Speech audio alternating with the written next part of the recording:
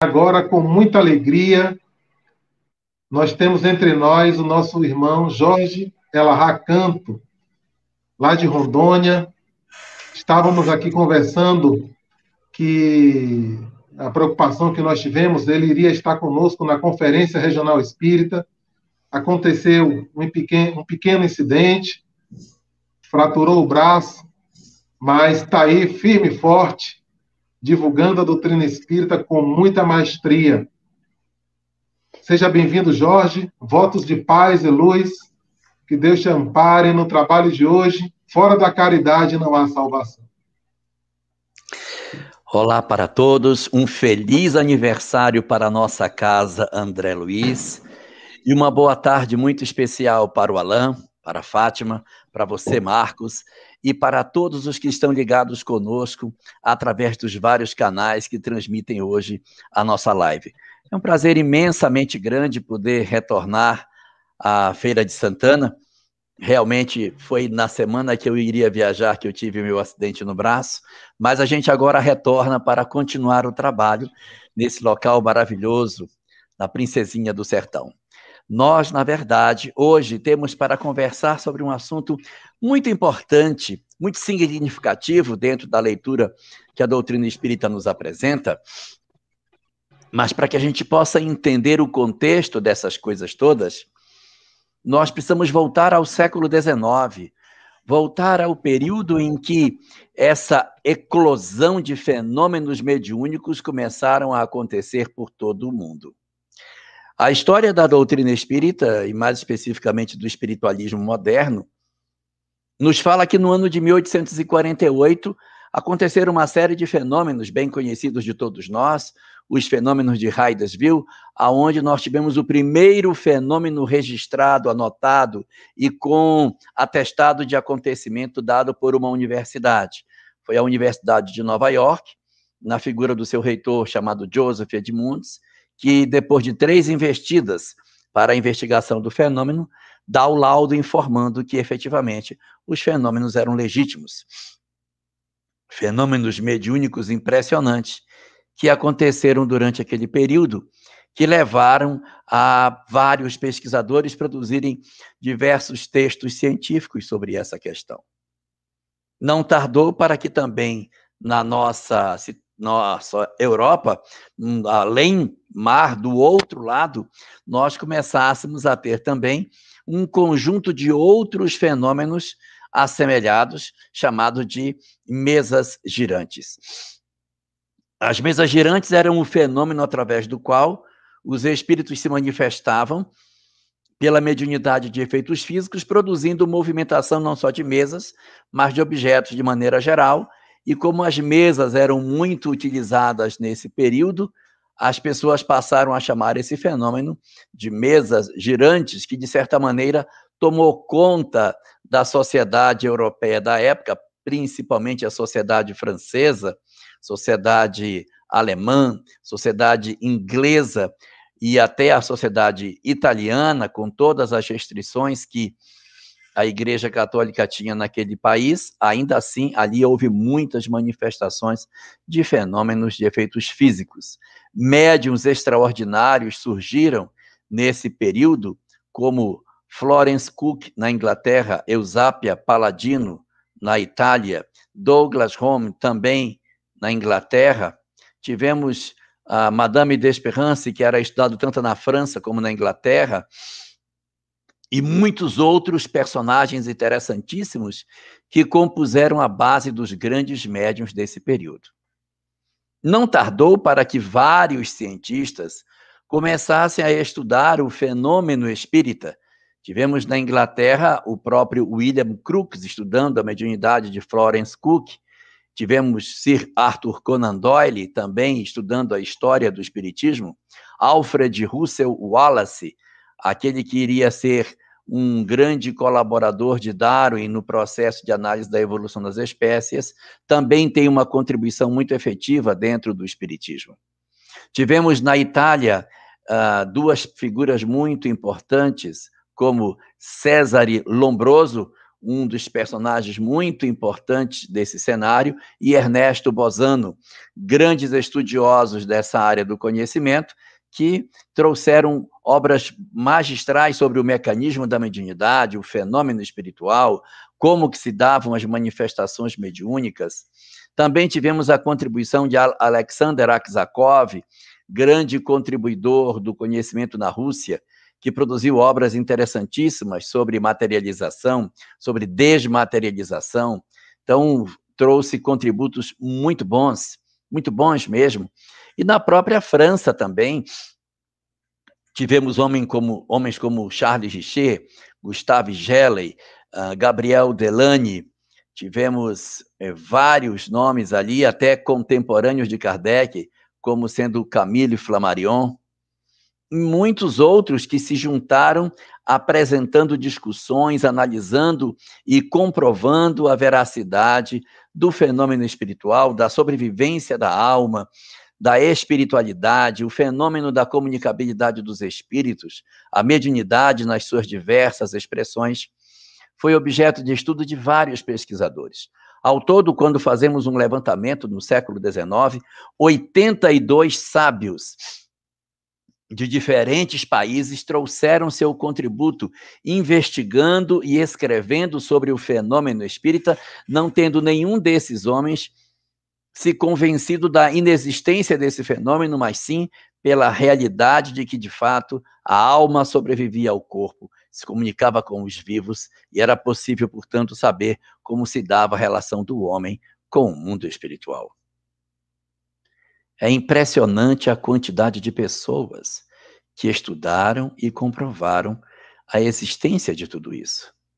Mas o que salta aos olhos de todos nós é que foram tantos os pesquisadores, foram tantas as obras que foram escritas, tantas, e apenas 2 pesquisadores desses foram aqueles que se debruçaram sobre o muro da imortalidade, não apenas para comprovar que a imortalidade existia, mas para entender o que se escondia para além do fenômeno em si, através das consequências morais da compreensão de que existe vida após a morte. A quase totalidade dos pesquisadores se contentou em estudar o fenômeno e comprovar a existência da imortalidade, comprovar a comunicabilidade dos espíritos, trazer para a humanidade a certeza de que a vida continua, e seus estudos paralisaram exatamente nesse ponto. 2 pesquisadores, porém, não se contentaram com isso.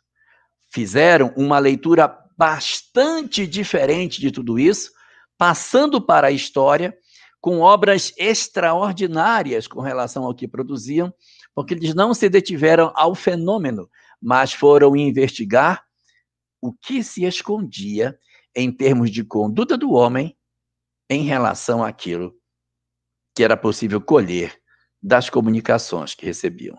Esses 2 pesquisadores chamavam-se Allan Kardec, pseudônimo de Hippolyte Léon Denisard Rivail, e Léon Denis. Esses 2 homens foram os únicos que viram o fenômeno da imortalidade e disseram: precisamos investigar mais a fundo não a existência do fenômeno, mas o que isso impacta no homem, qual é a consequência para a história da humanidade a partir do momento que descobrimos que essas questões todas são verdadeiras.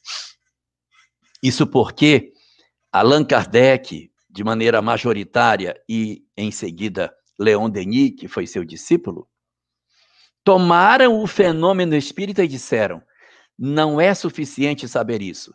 Nós precisamos fazer uma investigação moral de tudo isso.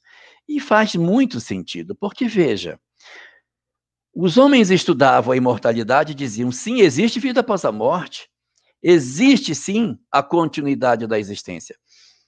Mas Kardec se debruçou a investigar o seguinte: como devem os homens viver inspirados naquilo que se descobriu? Porque a primeira grande descoberta filosófica de Kardec foi perceber que havia uma vida após a morte, Mas os que estavam do outro lado da vida não estavam na mesma condição de felicidade. Era possível perceber, através dos fenômenos espíritas, dos fenômenos mediúnicos que aconteciam, que alguns que se comunicavam estavam felizes. Estavam felizes. Outros que se comunicavam não estavam tão felizes. E outros estavam profundamente infelizes. Então, Kardec começou a investigar não somente a existência do fenômeno, mas ele começou a dizer: ora, se existe uma felicidade e uma infelicidade futura, significa dizer que há alguma coisa, muito provavelmente, que pode estar interferindo, fazendo com que os indivíduos do lado de lá possam ter uma condição mais ou menos feliz.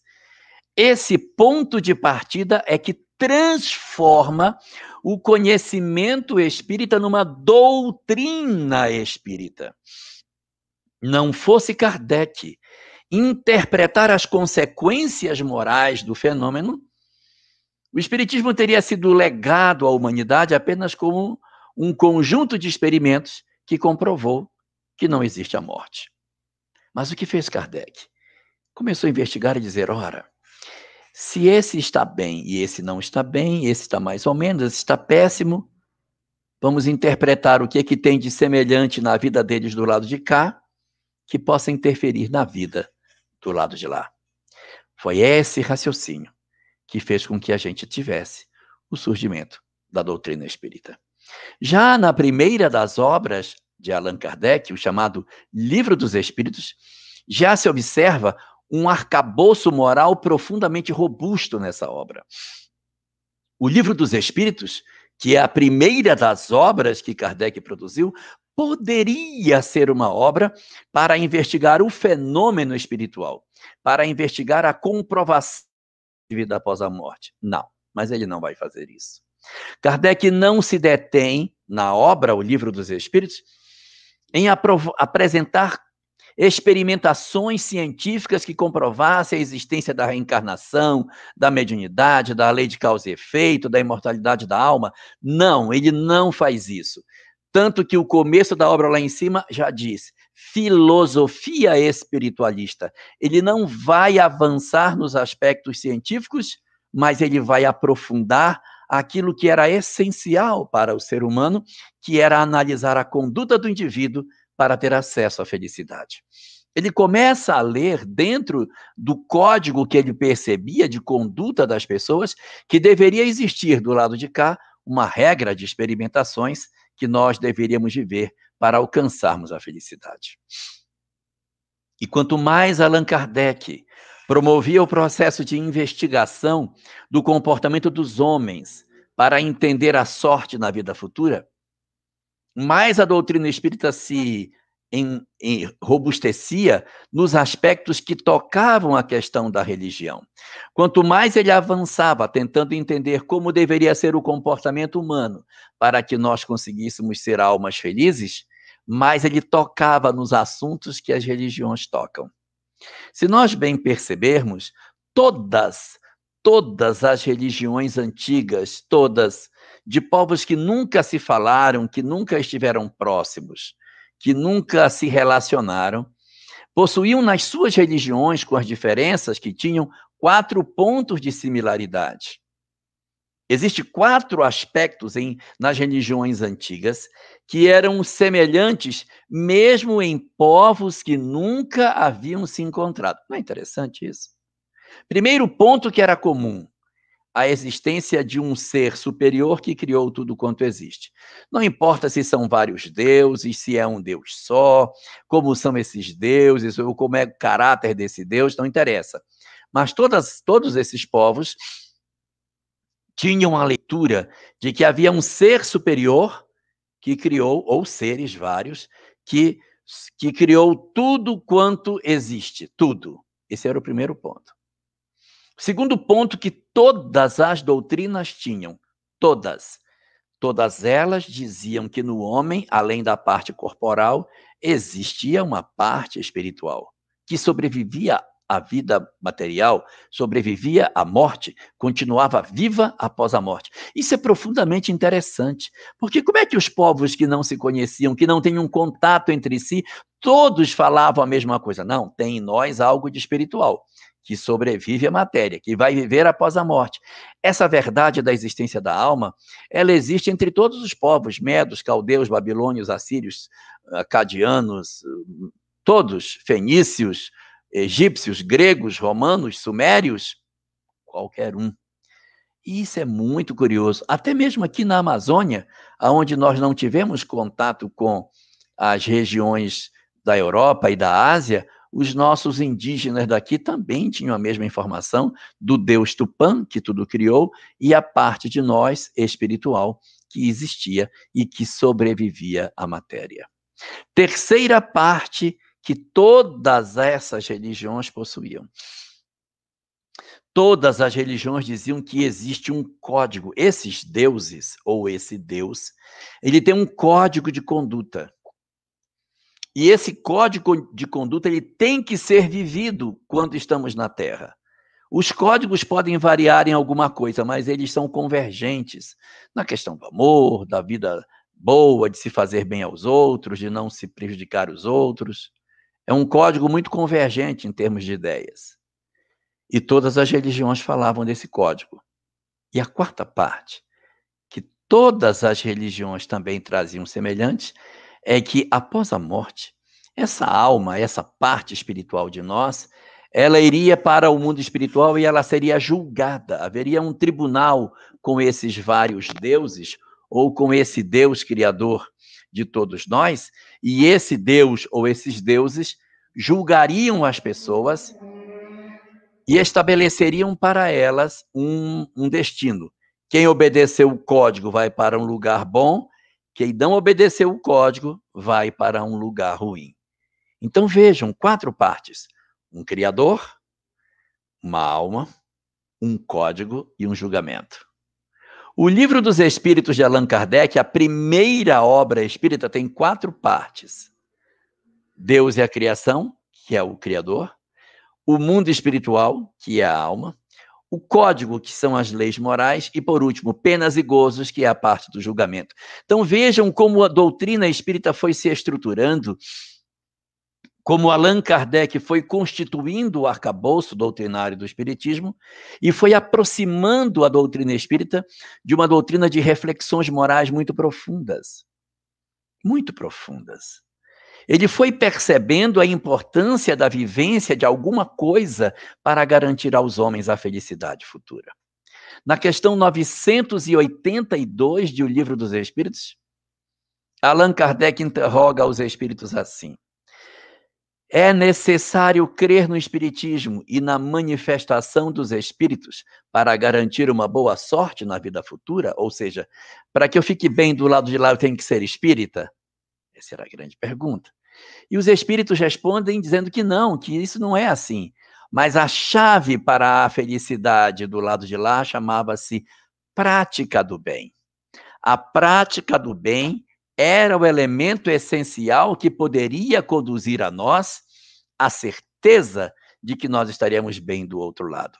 Então, Kardec compunha aí, a partir das informações que os espíritos lhe davam, um código moral que ele chamava de as leis morais, aonde, nesse conjunto de verdades morais, assinalava como deveria ser a conduta dos homens para garantir a eles, depois da morte, uma condição satisfatória no mundo dos espíritos.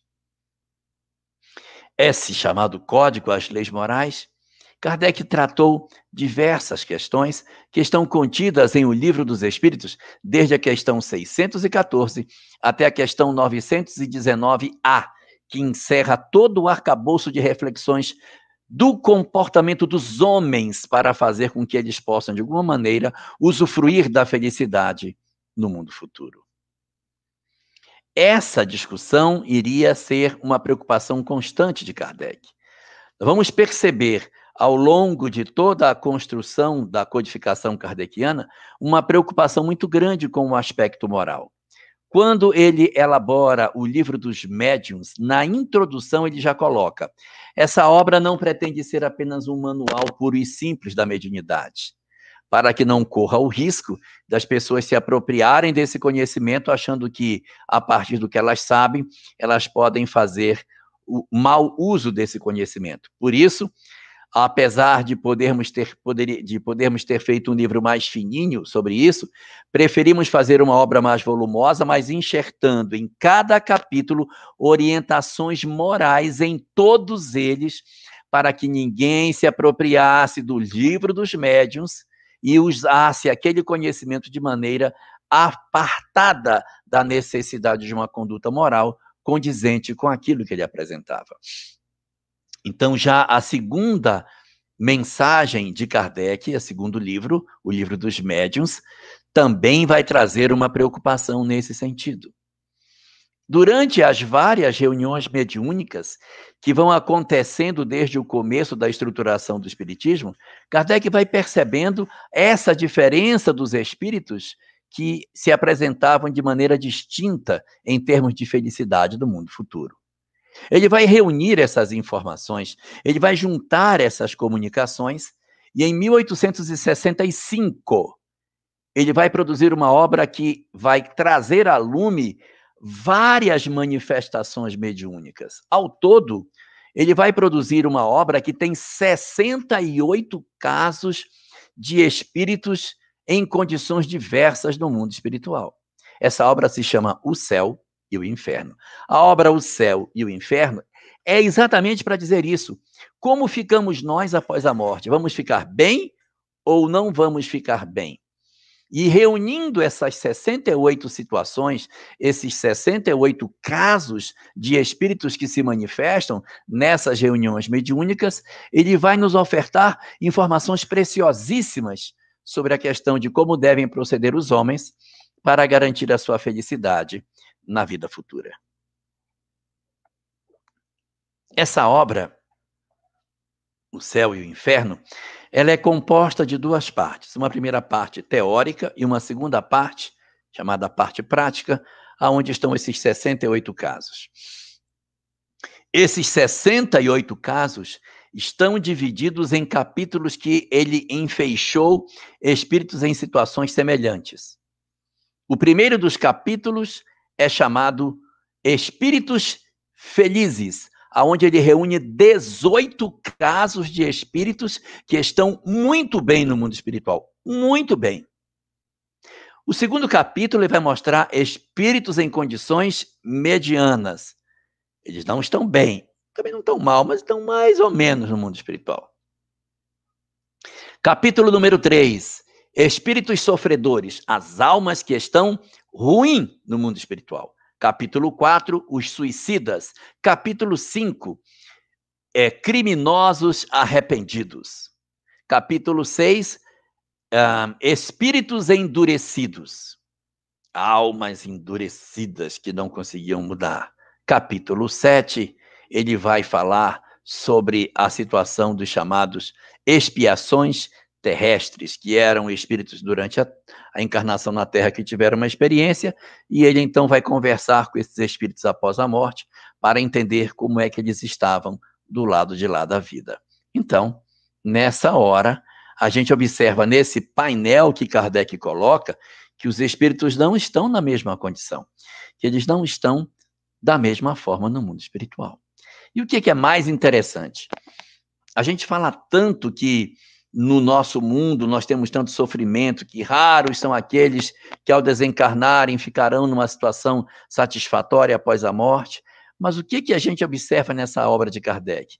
Que o capítulo mais volumoso, que reúne o maior número de casos, não é de suicidas, não é de sofredores, não é de criminosos arrependidos, não é de espírito endurecido, não é de nada disso.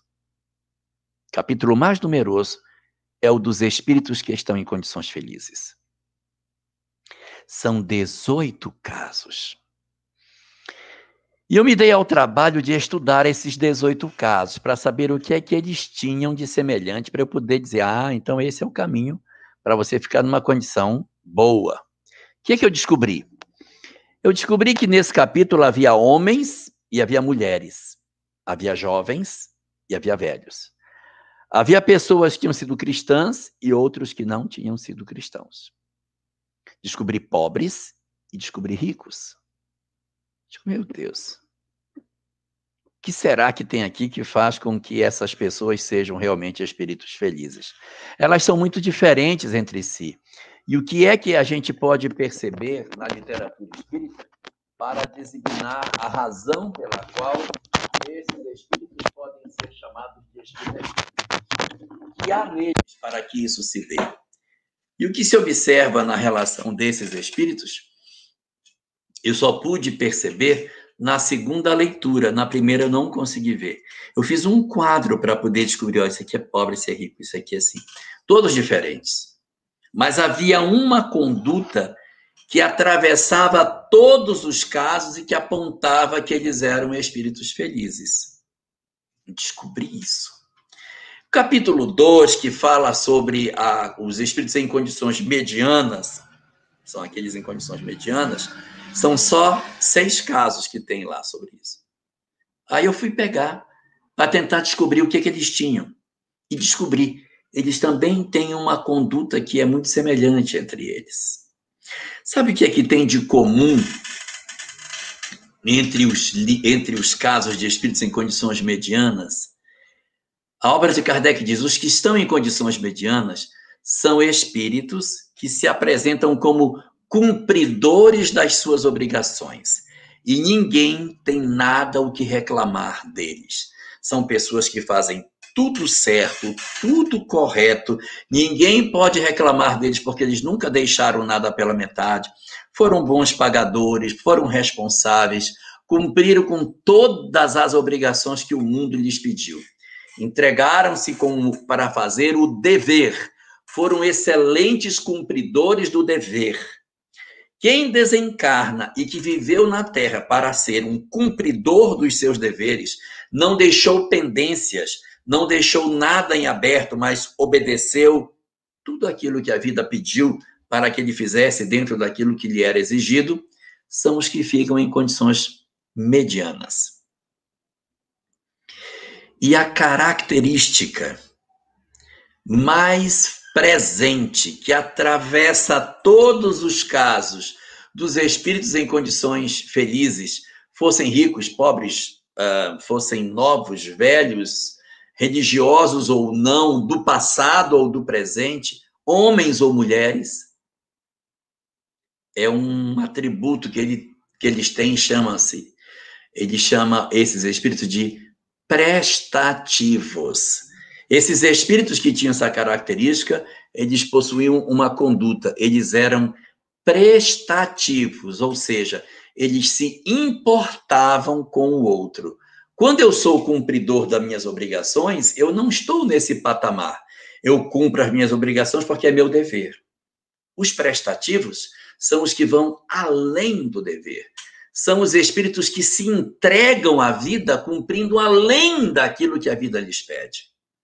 São prestativos por quê? Porque se interessam pelo semelhante, porque se sacrificam em favor do próximo, porque fazem algo em favor de alguém, transcendendo a obrigação que deveriam ter.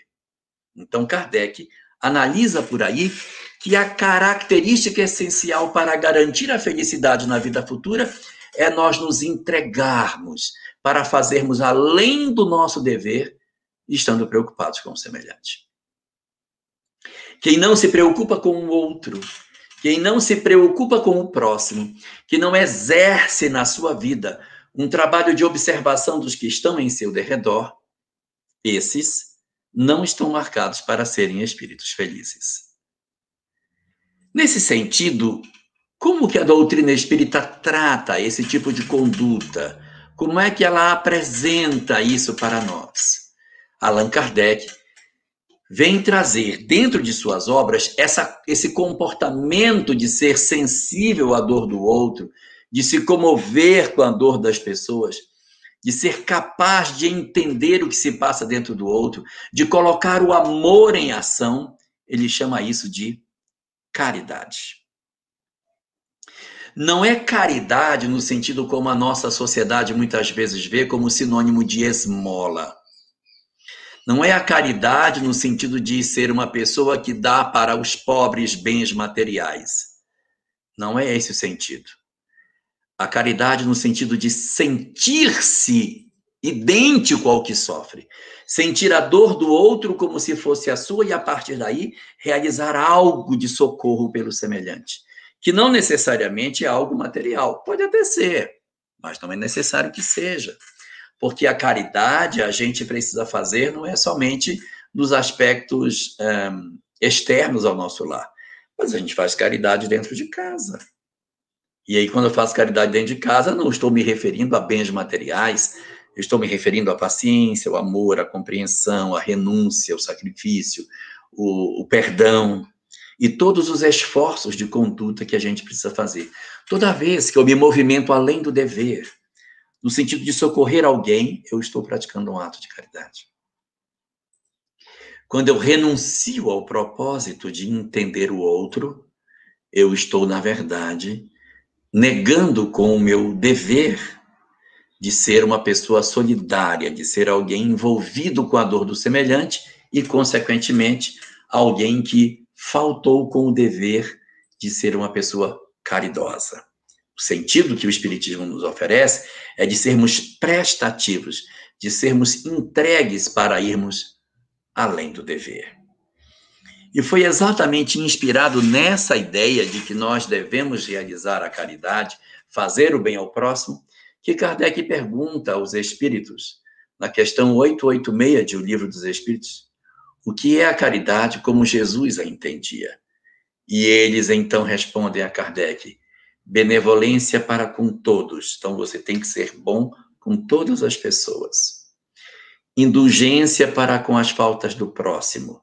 Então, quando o próximo age de maneira incorreta, não com você, mas ele tem uma conduta equivocada, então você tem que ser indulgente com ele. Alguém comete um delito social, uma coisa que não é com você. A pessoa é assim. Então, ser indulgente é tentar não condenar aquela pessoa, mas tentar compreendê-la. Então, primeiro movimento, ser bom para todos. E para aqueles que são maus? Indulgência. Não ficar massacrando. Hoje a gente vê muitas pessoas irem para a rede social massacrar pessoas que nem sequer conhecem. Espalham notícias falsas, inventam notícias outras, multiplicam o que não é verdadeiro, vivem um estado de perturbação, de ódio, de mágoa, de raiva, de desconforto, por conta de pessoas que nunca viu. Isso é um problema, porque a gente acaba multiplicando a perturbação. Ao invés de ajudarmos o mundo a ser melhor, usamos a nossa possibilidade para aumentar a perturbação do planeta. Nós não estamos convocados para sermos os disseminadores do desequilíbrio, do ódio, do desamor. Nós temos que ser multiplicadores da paz. Ó Mestre, fazei de mim um instrumento da vossa paz. Então, nosso papel deve ser esse, de ajudar a construção da paz no planeta, e não estimular os ódios, as divergências, e o que é pior, não é? Quando a gente odeia muito uma pessoa, a gente cria vínculo com ela. E se a gente cria vínculo, a reencarnação nos leva para próximo dessa pessoa. Então, hoje você tem uma relação de muito ódio com um personagem político do país que você nem conhece pessoalmente. Odeia tanto que atrai. Já pensou numa próxima existência nascer na família dele? Então, se você não quer, não odeie. Principalmente porque você não conhece a pessoa, para você ter tanto ódio sem conhecê-la de perto.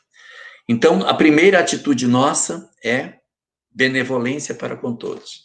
A segunda questão 886, qual seria? Benevolência para com todos, indulgência para com as faltas do próximo. E a última delas, quando a pessoa não faz o mal para os outros, mas faz o mal para você.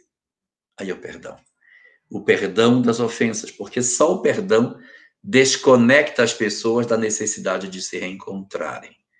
Pessoas que se agridem e que mantêm uma relação de ódio ou de mágoa, elas aumentam a chance de se reencontrarem no amanhã. Então, se você não quer reencontrar seu desafeto, perdoe esse companheiro para que ele siga uma história com outras pessoas e você se liberte.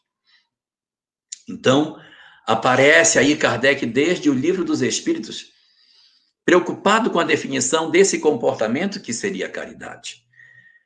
Mas é na obra mais conhecida de Allan Kardec, a chamada O Evangelho segundo o Espiritismo, que no capítulo 15 dessa obra, ele iria cunhar uma frase que não existia. A frase que existia era: fora da igreja não há salvação. Querendo dizer que se você não é da igreja, você não vai conseguir a sua salvação.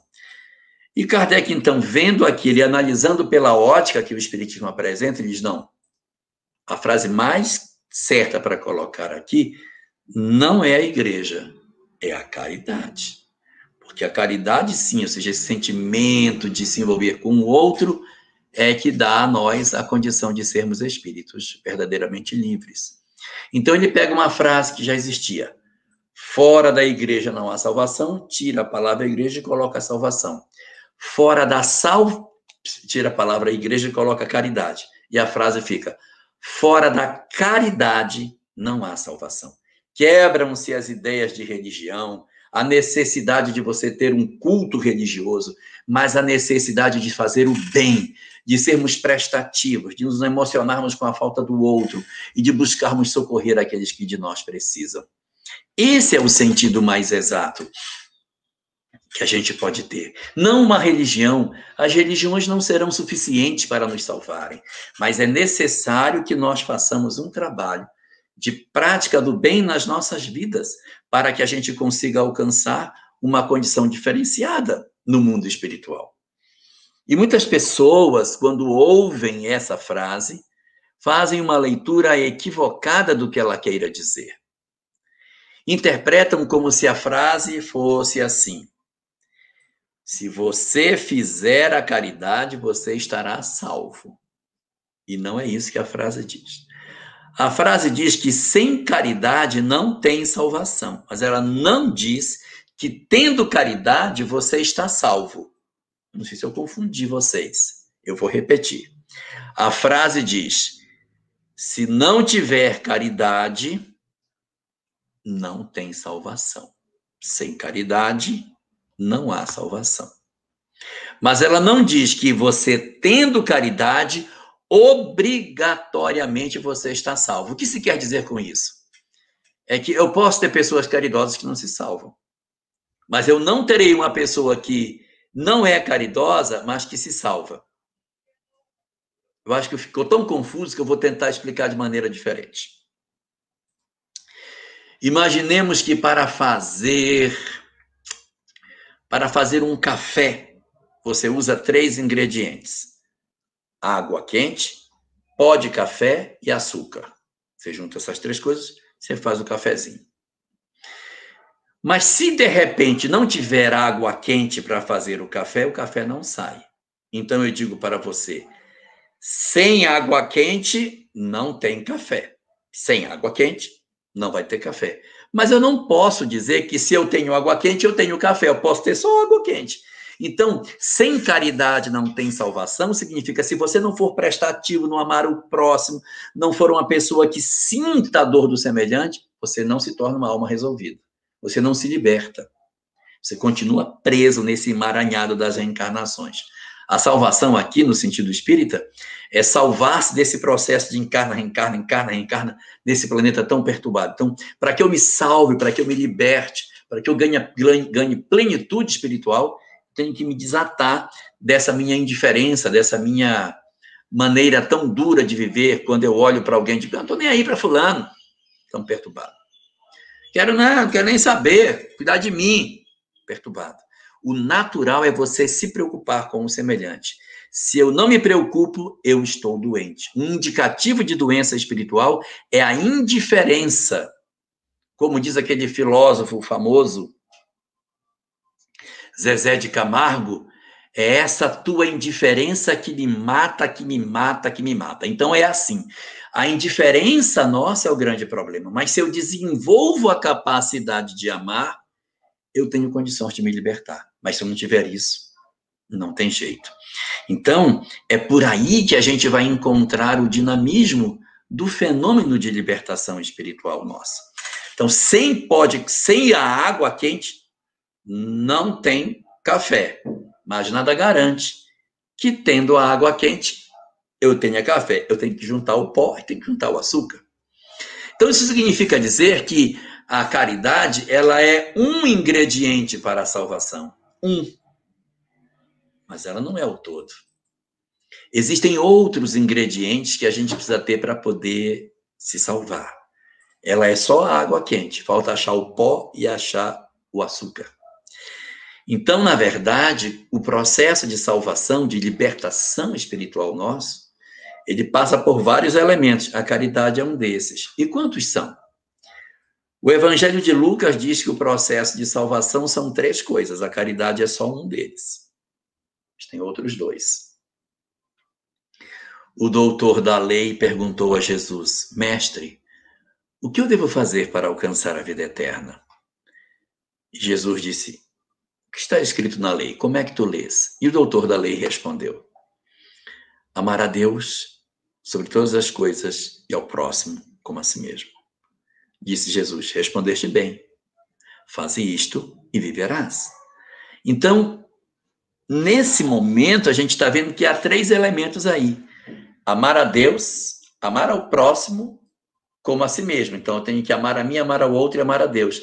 É essa tríade que salva a criatura humana. Se nós tivermos essas 3 expressões do amor, a gente se salva. O que seria o amar ao próximo? A caridade. Então, ela está aí no amar ao próximo. Mas antes, tem um outro. Amar a Deus, que não é necessariamente ter uma religião. Amar a Deus é apaixonar-se pela vida, é sentir-se integrado à vida, é amar a natureza, não desrespeitar o meio ambiente, é cuidar do mundo em que vivemos, é rever o nosso processo alimentar para sermos menos cruéis, é termos uma conexão com o divino, é orarmos com frequência, é sentirmos-nos integrados com o Criador. Isso é o amar a Deus. Amar ao próximo, caridade, perdão, todo esse sentimento que envolve o outro. E amar a si mesmo. A descoberta do quanto eu sou importante para mim mesmo, do quanto eu sou importante para a vida e do quanto que eu preciso amar a minha própria história, o quanto que eu preciso perceber a majestade que significa a encarnação que eu estou tendo. Amar-se. Para me amar, eu preciso descobrir o que eu sou. Sou um espírito imortal que está num processo grandioso de evolução. E ao ler a minha vida pelo ângulo do espírito, perceber a majestade do momento que eu estou tendo de saber da vida após a morte estando aqui. E eu vou me apaixonar pelaquilo que eu sou. Não sou mais um montoro de células. Eu sou, na verdade, uma alma imortal. E essa descoberta do que eu sou desenvolve um processo de paixão por nós mesmos, em que a gente se auto-perdoa, se auto-acolhe, se resgata, se ama. E ao me amar, ao me entender, ao me compreender, e amando ao outro e amando a Deus, eu junto a tríade para o meu grande processo de libertação. Então, aí sim, aí eu vou me salvar. Mas fora da caridade, não há salvação. Fora do amor a Deus, também não há salvação. Fora do amor a si mesmo, também não há salvação. Para que eu me salve, eu preciso juntar essas 3 peças em mim para engrandecer a minha alma de maneira efetiva.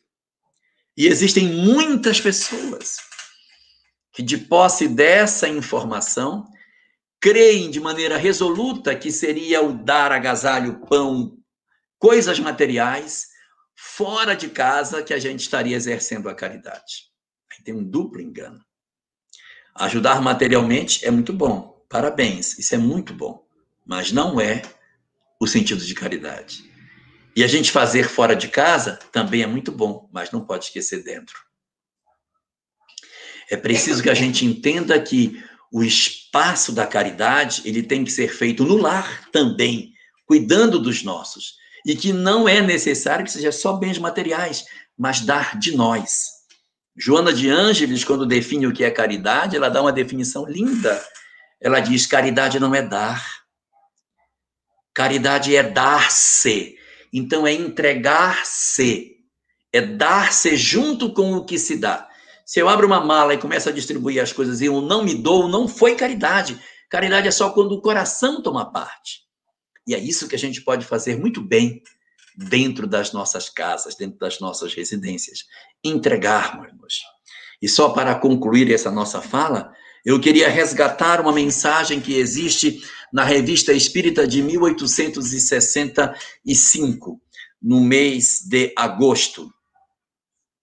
Na edição feita pela FEB, está na página 340, é uma mensagem assinada por Lacordaire, intitulada A Chave do Céu. Nessa mensagem, Lacordaire apresenta a escala da caridade, em que ele diz que aqueles de nós que fazemos a caridade fora de casa e esquecemos a caridade em casa, estamos em erro. E ele diz qual é a escala da caridade, qual é o degrau que a gente tem que viver para que a gente efetivamente entenda o nosso grande mecanismo de salvação. Ele diz que no primeiro degrau, no primeiro e mais importante degrau, estão nossos cônjuges e filhos. São a esses que devemos dar as nossas primeiras esmolas, a nossa maior quantidade de amor, de compreensão, de esforço, de busca, de entrega. Nossos cônjuges e filhos. Degrau número 2, que ele diz, degrau número 2, que às vezes assume o papel de degrau número 1, a dependendo da situação. São os autores dos nossos dias. Engraçado que ele não fala os nossos pais. Por quê? Porque há pessoas que os autores dos seus dias não são seus pais. Foi uma avó, uma tia, um padrinho, alguém que nos cuidou, que nos criou, que nos juntou, que nos ensinou, que nos sustentou, que nos protegeu nos nossos dias de adolescência. Esses recebem o nosso segundo tributo de caridade. Terceiro degrau, os nossos irmãos consanguíneos. Aqueles que a vida nos deu como irmãos e que às vezes a gente acha que não tem vínculos conosco. Os nossos irmãos segundo a carne são o nosso terceiro degrau. Quarto degrau, os amigos do coração são o nosso quarto degrau. Quinto e último, os pobres de todos os matizes, a começar pelos mais miseráveis. Aí é que entra a caridade externa. Então, que a gente reflita sobre todas essas coisas, para que não nos iludamos à margem do caminho. A doutrina espírita não possui parábolas, o seu ensino é claro e reto. A condição para a felicidade na vida futura é sermos almas prestativas, é preocuparmos-nos com o outro, é sermos caridosos, é sermos preocupados com o semelhante, sendo que essa é uma condição necessária, mas não suficiente para a nossa salvação. Precisa de 3 elementos: o amor a Deus, a caridade e o amor a si mesmo. E essa caridade, ela tem que ser exercida primeiro no lar, com aqueles que Deus nos concedeu como familiares, para, em segundo momento, ser expressa com aqueles que estão lá fora. Que a gente reflita sobre a excelência da mensagem espírita e nos libertemos de maneira efetiva dos enganos que nós fazemos, indo para fora, sem ir para dentro há tantos séculos, querendo enganar a nós mesmos como chegar nas regiões superiores. Não nos enganemos, não é indo para fora que iremos nos libertar, é indo para dentro, para a intimidade dos nossos corações, para viver em plenitude todo o amor que nós já somos capazes de viver.